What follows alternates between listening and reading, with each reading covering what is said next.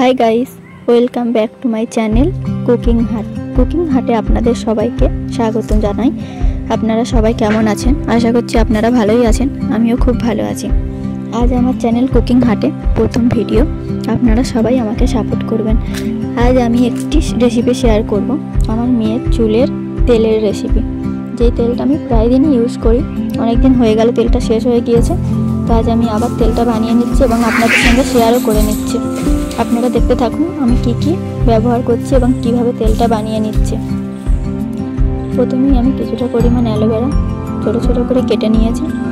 তারপরে কিছুটা পরিমাণ কেশুরদের পাতাটা আমি ছোটো ছোটো করে কেটে নিয়েছি। তারপরে আরও একটি পাতা, যে পাতাটার নাম আমি জানি না, ওই পাতাটা আমি কেটে নিলাম। পাতাটার নাম যদি আপনারা জেনে থাকেন আমাকে কমেন্ট করে অবশ্যই জানাবেন। প্রতিটা জিনিস আমার কাটাকুটি হয়ে গিয়েছে। তারপর আমি কিছুটা পরিমাণ কালো জিরে এবং মেথি ওর মধ্যে অ্যাড করে দেবো। কালো জিরাটা নিয়ে নিলাম। কালো জিরাটা নিয়ে নেওয়ার পর ওরই মধ্যে আমি দিয়ে দেবো কিছুটা পরিমাণ মেথি। কালো জিরে এবং অ্যালোভেরা এগুলো আমাদের চুলের জন্য খুবই উপকারী। দেখে নিন কী কী জিনিস আমি নিলাম, কতটা আপনারা আপনাদের তেল অনুযায়ী জিনিসগুলো নিয়ে নেবেন। তারপর হাঁড়িটা একটু গরম হতে দিয়ে 1 কাপ পরিমাণ তেল দিয়ে দেবো। তেলটা আমি দিয়ে দিলাম। দিয়ে দেওয়ার পর আমার তেলটা একটু কম মনে হচ্ছিলো, যার জন্য আমি আরও একটু তেল ওর মধ্যে অ্যাড করে দিয়েছি। আপনারা আপনাদের যতটা বানাতে চাইবেন ততটা বানিয়ে নেবেন। তেলটা আমি পুরোটাই অ্যাড করে দিলাম। তেলটা একটু গরম হতে দেবো।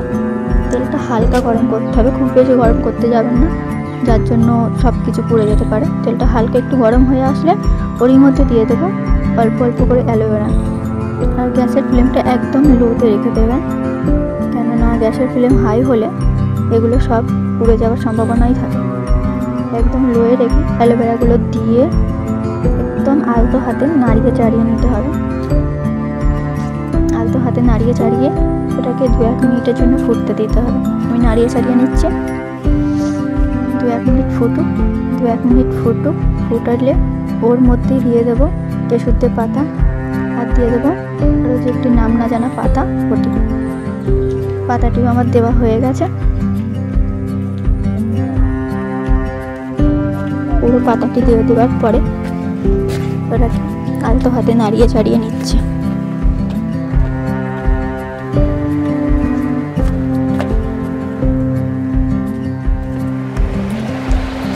নাড়িয়ে ছাড়িয়ে নিলাম। নেওয়ার পরে কিছুটা নিম পাতা, মেথি, কালো জিরে দুটোই ওর মধ্যে অ্যাড করে দেবো। মেথি কালো জিরে দুটোই অ্যাড করে দিলাম। দিয়ে ওইগুলোকে ওর সঙ্গে মিশিয়ে নিয়ে ফুটতে দিতে হবে। নাড়িয়ে ছাড়িয়ে ভালো করে সব জিনিসগুলো একসঙ্গে মিশিয়ে ভালোভাবে ফুটতে দিতে হবে।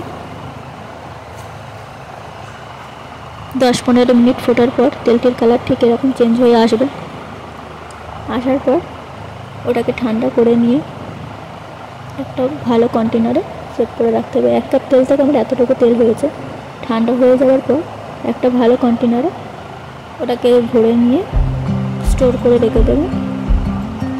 তেলটা ব্যবহার করে দেখবেন, খুবই উপকারিতা তেল, বাচ্চাদের জন্য খুবই উপকারী। আমার চ্যানেলটা পারলে সাবস্ক্রাইব, লাইক, কমেন্ট করবেন তেলটি কেমন লাগলো।